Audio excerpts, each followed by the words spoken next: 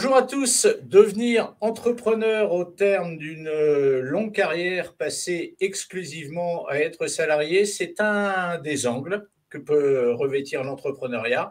Et cet angle, eh bien, il est représenté aujourd'hui par celle que nous allons rejoindre immédiatement à Londres, Muriel Girard-Perrichon. Bonjour Muriel. Bonjour Eric.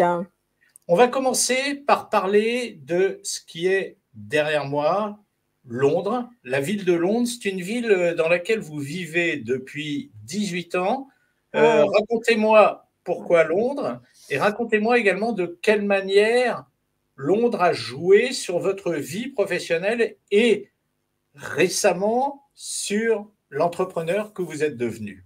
alors Londres, au départ, est arrivé de manière tout à fait classique, hein, c'est-à-dire que j'ai suivi mon mari qui a été muté à Londres. Nous étions partis comme expatriés, donc pour 3 ans, puis ensuite renouvelés 2 ans pour 5 ans. Et ensuite, ça fait 20 ans que nous sommes là. Alors au départ, effectivement, c'est un choix de vie ensemble, hein, de famille, on va dire. La famille était assez peu constituée. J'avais juste une petite fille à l'époque.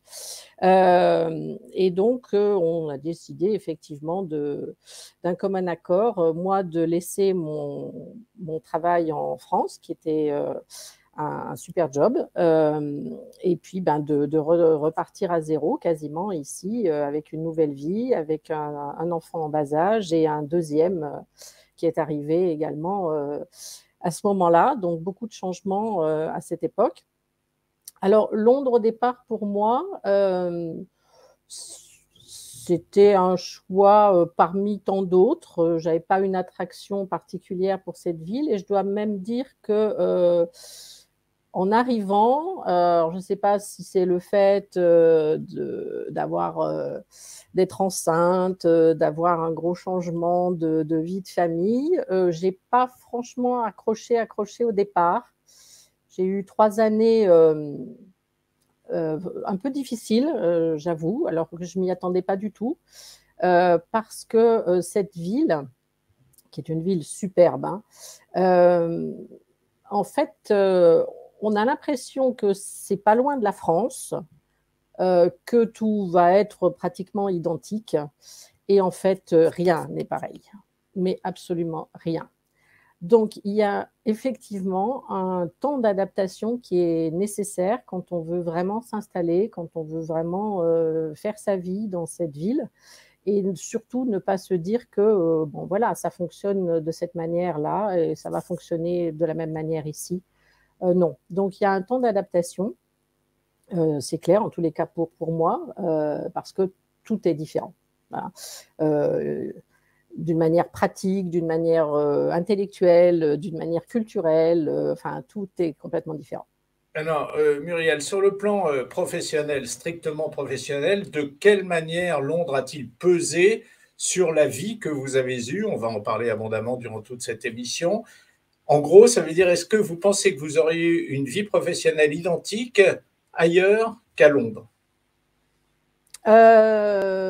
Non, j'aurais pas eu la même, non, j'aurais pas eu la même carrière. En fait, Londres est arrivé dans ma carrière à un moment où moi j'étais directeur général d'une agence de design à Paris, agence de design que j'avais cofondée donc à l'époque. Ce qui veut dire que quand j'ai quitté la France, j'ai quitté quelque chose au niveau professionnel qui était très très important pour moi. Euh, et en fait, quand je suis arrivée à Londres, oui, professionnellement, j'étais en attente de quelque chose, on va dire. Euh, et en fait, le fait d'être ici a, je dirais, provoqué le sentiment d'entrepreneuriat, en fait. De me dire que quand j'étais en France, j'ai suivi un parcours on va dire entre guillemets traditionnelle. J'ai fait des études, j'ai trouvé du travail tout de suite, j'ai fait du marketing, j'ai fait du design, les opportunités se sont présentées, tout s'est enchaîné très bien. On va en parler de tout ça, Muriel. Et arrivé ici, ben voilà, c'est le changement, c'est voilà, si je veux faire quelque chose, en gros, il faut que je le fasse par moi-même et que j'entreprenne, que je prenne en main ma vie professionnelle, entre guillemets, vraiment par moi-même. C'est ça le déclencheur, je pense. Alors, Muriel, je vais rebondir justement sur tout ce que vous nous racontiez. Il y a une cohérence au début de votre carrière et cette cohérence, elle s'estompe au fur et à mesure, au fil des ans. Vous faites une école de commerce, l'EM Lyon, qui d'ailleurs à l'époque devait s'appeler Subdeco Lyon, non? Absolument, Subdeco Voilà. Lyon, et j'ai fini, enfin j'ai fait Sciences Po et Sciences Éco avant, et j'ai fini en fait à Subdeco Lyon en faisant le MBA de Subdeco Lyon. Donc c'est vrai que c'était facile. Après, pour trouver du travail, à cette époque-là, c'était facile. Alors, on reste justement dans la cohérence de votre début de carrière qui Ouais. fait suite aux études que vous avez faites, des études très complètes et Ouais. assez diverses finalement, parce qu'entre Sciences Po et une école de commerce, on apprend beaucoup, beaucoup de choses, mine de rien. Beaucoup, oui. Ouais, ouais, Et ouais, ouais. votre début de carrière, donc, il se fait beaucoup, beaucoup dans le produit, le marketing. Si vous pouvez nous raconter ça, et puis après, on va essayer, en vous écoutant, de savoir quelle a été la petite graine qui a fait de vous, un jour, au fur et à mesure, probablement une entrepreneuse. Mais pour l'instant, on revient sur votre carrière, car vous l'avez dit, vous l'avez suggéré tout à l'heure, vous avez eu une très belle carrière en tant que salarié, Muriel. Oui, oui, oui, tout à fait. Je ne m'en plains pas, effectivement. Alors, oui, à la fin de mes études, bon, à l'époque, encore une fois, c'était relativement facile de trouver du travail. C'était même tellement facile qu'il y avait les entreprises qui venaient vous chercher directement à la sortie de l'école. Donc, c'était beaucoup plus simple. Alors, oui, j'ai un fil conducteur, mais à chaque fois avec des petits trucs un peu différents, des petits switches un peu curieux en tous les cas pour l'époque, puisque j'ai commencé ma carrière par un contrat à durée déterminée, ce qui était Ouais, rarissime à l'époque. c'est vrai. Tout le monde m'a regardé en me disant, mais enfin, c'est ridicule, pourquoi tu... Et en fait, j'ai commencé à travailler pour le groupe SEB et pour la marque Calor. Et à l'époque, la marque Calor était complètement en disarray, voilà, elle venait d'être achetée. Capilotable. Oui, voilà. Elle venait d'être achetée par le groupe SEB et il y avait énormément de choses à faire sur cette marque, qui était une marque avec une histoire fabuleuse derrière elle, mais qui était tombée en désuétude. Voilà, je ne trouvais pas le mot. Et il y avait plein de choses à faire et c'est ça en fait qui m'a séduit. Et puis en fait, je suis restée beaucoup plus longtemps que que le contrat initial, mais avec une équipe qui a été recrutée en même temps que moi. On était une équipe de jeunes, on sortait tous de l'école, on avait 23, 24 ans, on avait une page blanche à écrire devant nous franchement, ça a été des années absolument géniales. On a tout réinventé, la marque, la communication, les produits. On a créé des doubles gammes, une gamme pour les hypermarchés, une gamme pour les commerces traditionnels. Enfin, on a fait des choses fantastiques.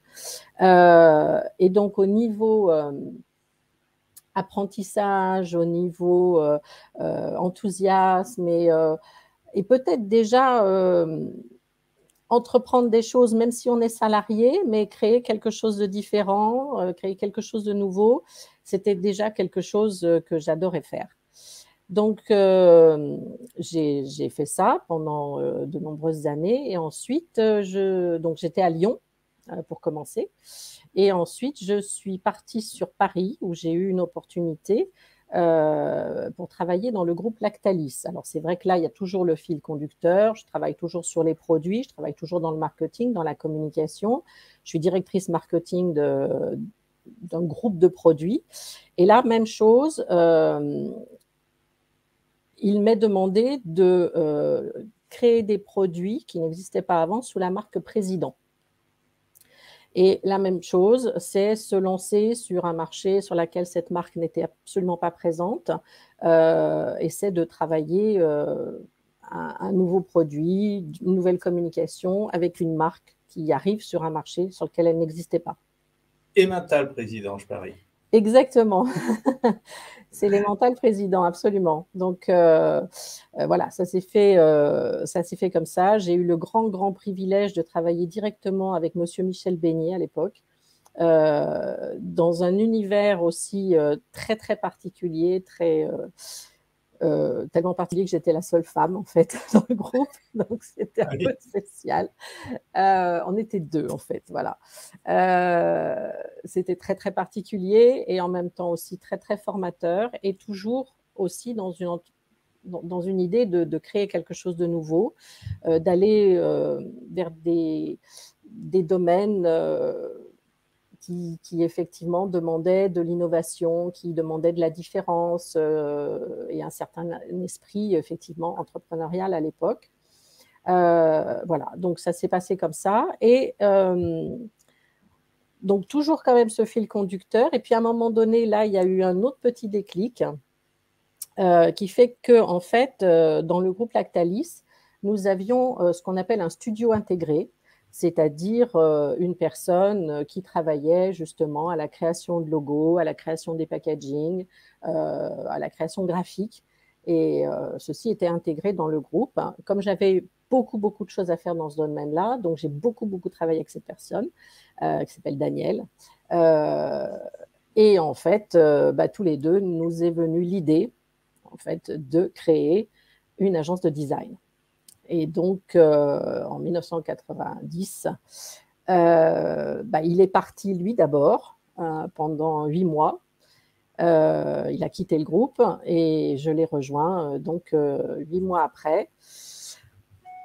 Premier gros risque de ma carrière. Premier geste d'entrepreneur. Exactement. Premier vrai geste d'entrepreneur. Exactement. On va essayer, Muriel, de dérouler le fil assez vite, parce que sinon, on va manquer de temps pour parler de ce qui constitue l'objet de notre rendez-vous, à savoir votre vie actuelle aujourd'hui. Voilà. Et donc, premier geste d'entrepreneur, avec cette différence que moi, j'ai rejoint quelqu'un, j'ai effectivement aidé à la création de zéro de cette entreprise, mais sans en avoir, entre guillemets, les conséquences financières, tout ce qui est création d'entreprise, administration, machin, etc. Donc ça, c'était pas mon truc du tout. Moi, j'étais DG, je m'occupais du marketing et de la création. Et voilà, ça pendant des dizaines d'années. Et ensuite, départ pour Londres. Donc, je laisse mon bébé français, un peu à regret, j'avoue. Et j'arrive ici, et pendant un petit moment, c'est l'installation, donc on a d'autres priorités. Et au bout de quelques années, en fait, j'ai recommencé à travailler pour Black & Gold en tant que freelance ici. Donc, mais là, encore une fois, c'était relativement facile puisque je m'appuyais sur une agence qui existait déjà. Et ceci jusque pratiquement jusqu'au Covid, en fait, enfin un peu quelques années avant. Où, il y a quand même ce qui apparaît, Muriel, pardonnez-moi, il y a quand même ce qui apparaît dans votre CV, c'est une bascule à un moment donné vers l'événementiel, dont vous n'avez pas véritablement parlé jusqu'à présent, mais qui quelque part est une nouvelle pierre sur le chemin de l'entrepreneuriat que vous allez mener à bien ensuite. Exactement. Alors là, il y a eu bascule. J'ai continué ma partie marketing et communication et lancement de produits. Et en parallèle, en fait, je me suis investie bénévolement dans une association qui s'appelle Londres Accueil. Et j'ai été d'abord responsable de visites culturelles et ensuite manager de l'équipe de visites culturelles. Et là a eu lieu effectivement un début de virage, sachant que ça a toujours été ma passion, tout ce qui est culture, histoire, art, j'adore ça. Et du coup, je me suis investie là-dedans. Donc, j'ai appris énormément de choses sur la culture, sur Londres, sur l'histoire, sur l'art. J'ai côtoyé des guides, des conférenciers, puisque j'étais responsable d'organisation culturelle, d'événements culturels, donc des sorties, des visites, des conférences, etc., etc. Et j'ai fait ça pendant 5 ans. Et je dois dire que ça m'a beaucoup plu. Et en fait, au départ, je ne voulais pas créer ma propre entreprise. Je voulais travailler dans un musée.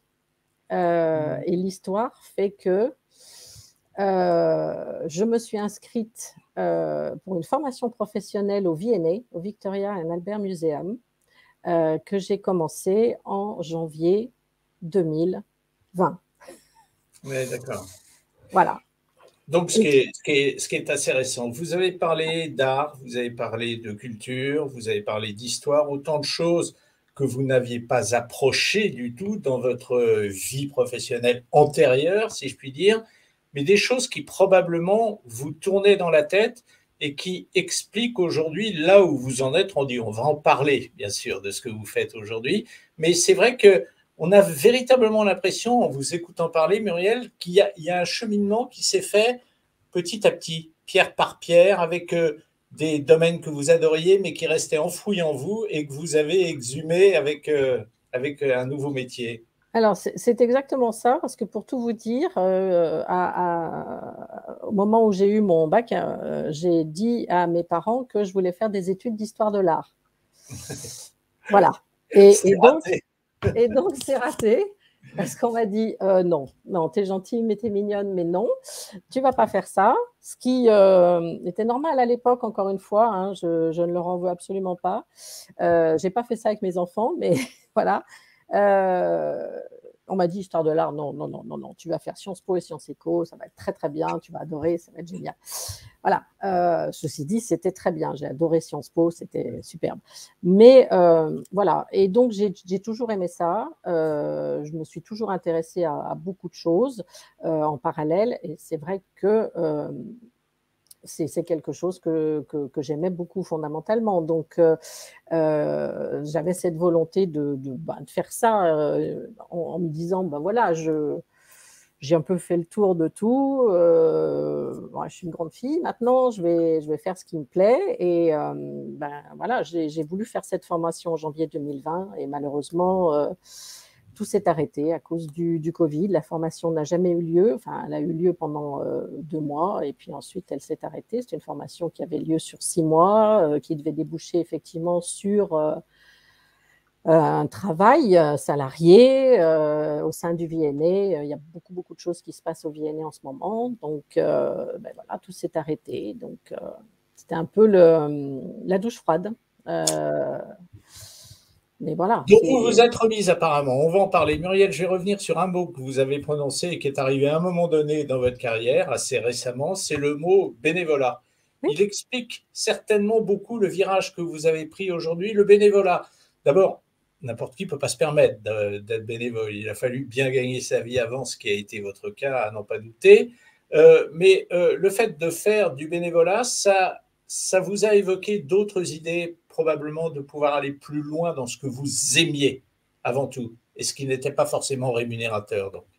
Oui, oui, je pense en fait, c'est super important de passer un cap que j'ai passé, qui est effectivement de faire des choses dont on a vraiment fondamentalement envie et qui en plus sont bénéfiques, en fait, qui apportent à tout le monde. Et c'est vrai que moi, j'aime beaucoup organiser, j'aime beaucoup planifier.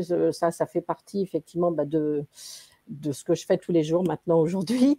J'aime beaucoup créer, j'aime beaucoup rencontrer les gens. Et c'est vrai que cette partie de bénévolat m'a permis de faire beaucoup de rencontres et puis de voir ce qui est super important, ce que j'avais pas forcément avant, c'est une espèce de reconnaissance immédiate de votre travail, qu'il soit bénévole encore plus.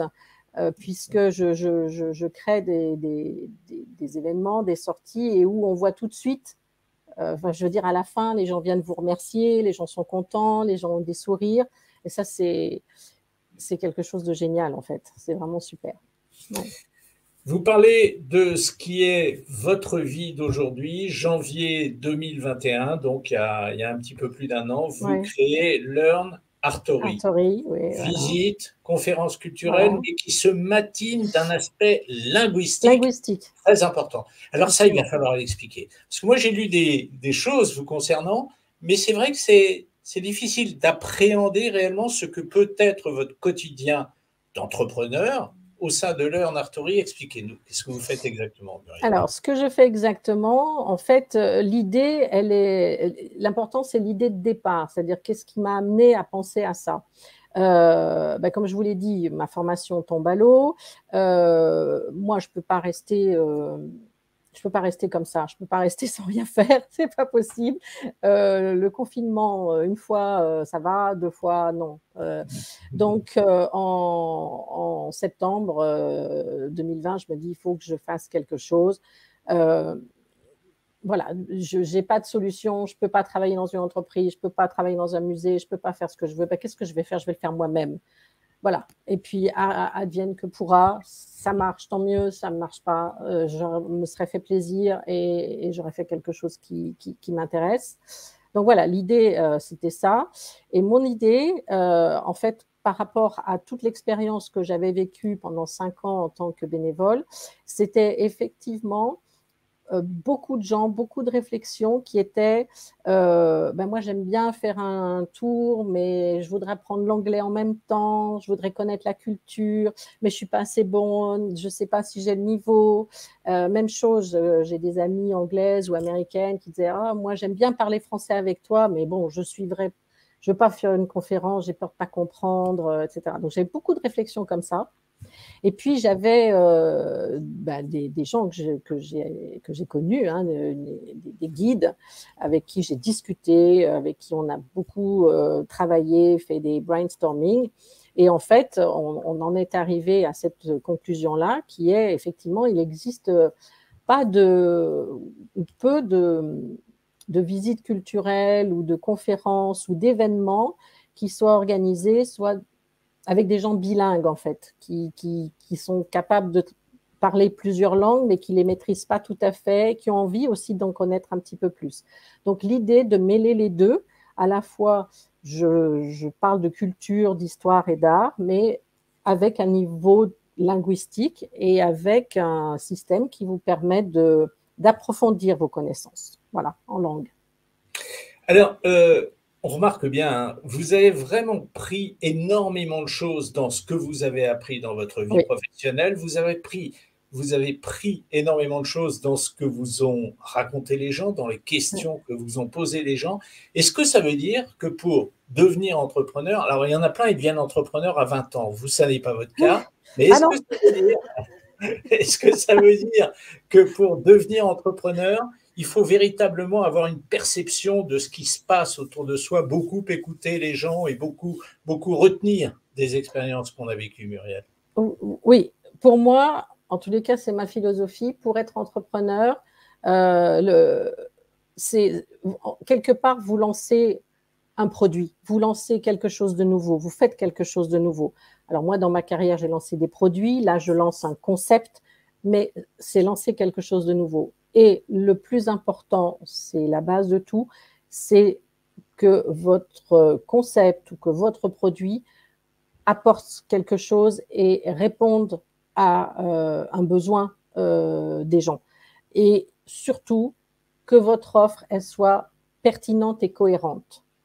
C'est-à-dire que tous les éléments soient cohérents entre eux et un sens ensemble. Et c'est ça qui va faire le succès du produit ou du concept.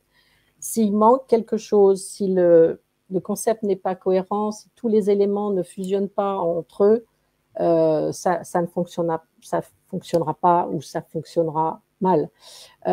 Donc pour moi, c'est ça l'important. Et lancer Learn Artory, c'était aussi bien réfléchir pour répondre à une attente, à un besoin qui n'existait pas d'une certaine manière, qui est la mienne, en apportant des choses différentes de ce qui existe aujourd'hui. Voilà. Alors Muriel, dans vos propos, il y a effectivement une conception que vous avez de l'entrepreneuriat, mais il y a aussi une espèce de détachement. D'où cette question que je me pose et donc je vais vous poser. Est-ce qu'un échec de Learn Artory, il pourrait, comment dire, écraser tous les succès professionnels que vous avez eus avant?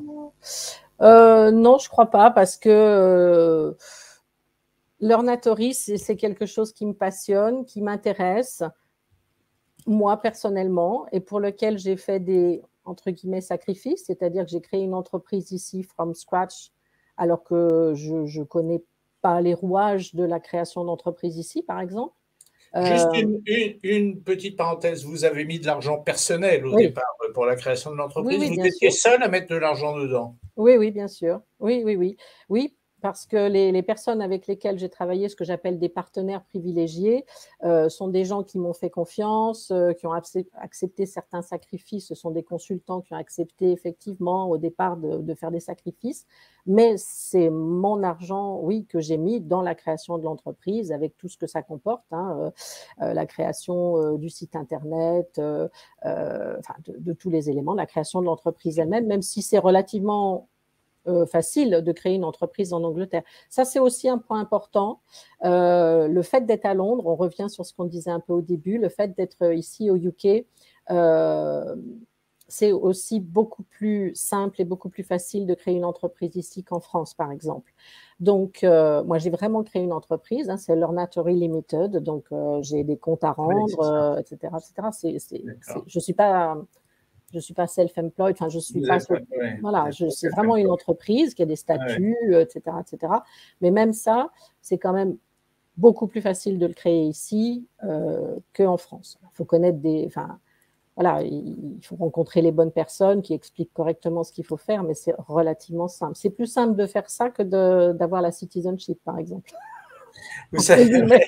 vous savez, Muriel, qu'on parle déjà depuis près de 28 minutes. Normalement, dans ces entretiens avec les entrepreneurs français à l'étranger, au bout de 28 minutes, on a déjà cité une multitude de chiffres, mais j'ai l'impression que là, c'est presque un peu incongru. Néanmoins, on ne peut pas parler à un entrepreneur sans évoquer l'aspect financier. Est-ce que vous avez une certitude ou en tout cas un espoir solide de rendre leur Nartori rentable? Oui, j'espère à terme. Bon, pour l'instant, l'Ornatory fait beaucoup de chiffre d'affaires et pas beaucoup de marge, mais c'est normal, hein, c'est le début. Donc, ce que j'espère, c'est effectivement à terme que l'Ornatory soit rentable, que l'Ornatory se développe encore plus. Euh, et j'ai bon espoir, sachant que j'ai quand même créé cette entreprise en plein confinement, au moment du Covid, pandémie internationale, plus le Brexit par-dessus. Donc, bon, je me dis que ça ne peut pas être pire. Donc, ça fonctionnera à un moment ou à un autre. Et pour l'instant, le démarrage est plutôt positif. Donc, je croise les doigts et ça devrait bien se passer. C'est combien votre chiffre d'affaires, Muriel? Alors là, c'est le tout début. Je fais du chiffre d'affaires, donc je fais à peu près 15 000 livres de chiffre d'affaires, D'accord. mais très peu de marge puisque j'emploie des consultants qui travaillent, puisque tous les gens que je fais travailler sont des professionnels, sont des guides professionnels certifiés qui sont bilingues, qui ont une connaissance extraordinaire. Donc effectivement, le résultat en lui-même, les propositions que je fais sont très bien élaborées. Mais voilà. Muriel, qu'est-ce que vous donneriez comme conseil à un jeune qui, comme vous, sort d'études importantes et se gratte la tête en disant est-ce que je vais chercher un job de salarié et essayer de grandir au sein de l'entreprise ou est-ce que je vais monter mon entreprise? Est-ce que vous lui diriez de faire comme vous, c'est-à-dire de gravir les échelons avant de vous lancer, ou est-ce que vous lui diriez vas-y mon gars, vas-y tout de suite? Tout dépend de. Le principal, c'est quelque part d'avoir des envies, d'avoir un plan et d'avoir un enthousiasme très très fort. Après, tout dépend de votre personnalité. Il y a des gens qui ne sont pas du tout entrepreneurs et qui seront bien meilleurs au sein d'une structure, d'autres qui le sont. Il y a des plus et des moins dans chaque type de carrière. Donc, ça dépend vraiment de Muriel, la personnalité. est-ce que vous, vous l'étiez profondément entrepreneur? Parce que si c'est le cas, vous avez dû ronger votre frein pendant des années et des années quand Alors même. moi, je ne suis pas ce qu'on appelle je pense pas être un entrepreneur. C'est pas comme ça que je me définirais en tous les cas, même si le résultat final, c'est ce que je suis. Je pense que je suis quelqu'un qui a saisi des opportunités et qui a un petit esprit un peu aventureux. Je suis pas quelqu'un qui fait les choses justement toutes tracées. Dans mon parcours, j'ai beaucoup de challenges en fait. J'ai beaucoup de trucs qui ont fait que voilà, ça s'est passé comme ça s'est changé, j'ai saisi le truc, même si c'était euh, des décisions qui sont compliquées. Quand j'ai par exemple suivi Daniel pour créer Black and Gold, j'étais bien, hein, j'étais directrice marketing, un bon salaire, c'était bien. Et moi, c'est beaucoup de choses comme ça dans ma carrière. C'est, ben, tiens, pourquoi pas ça? Eh bien, tiens, pourquoi pas ça? Et voilà. Donc, est-ce que c'est ça un esprit entrepreneurial? Je ne sais pas. En tous les J'ai cas, bien peur qu'on se c'est quitte le sans mien. avoir répondu à la question, ni vous ni Voilà. moi. En tous les cas, c'est le mien. Voilà. Muriel, en tout cas, vous êtes l'illustration du fait que le statut d'entrepreneur eh bien, peut s'alimenter de plusieurs ressorts. Il y a ceux qui veulent gagner de l'argent, il y a ceux qui veulent se montrer, et Mm. puis il y a ceux qui veulent aboutir dans ce qu'ils ont dans leur tête, malgré la carrière qu'ils ont faite, qui peut être sensiblement différente de ce qu'ils avaient dans la tête au départ. Ça veut dire que être entrepreneur, il y a un côté financier, il y a un côté réussite, mais il y a également un côté idéaliste. En Oui, tout cas, c'est ce que je retiens des tout à fait. 32 minutes 23 que Oui, j'ai passé avec vous, Muriel. merci. Merci beaucoup d'avoir été avec nous et bonne continuation. Merci beaucoup. Au revoir, Merci à Muriel. vous. Au Au revoir. revoir.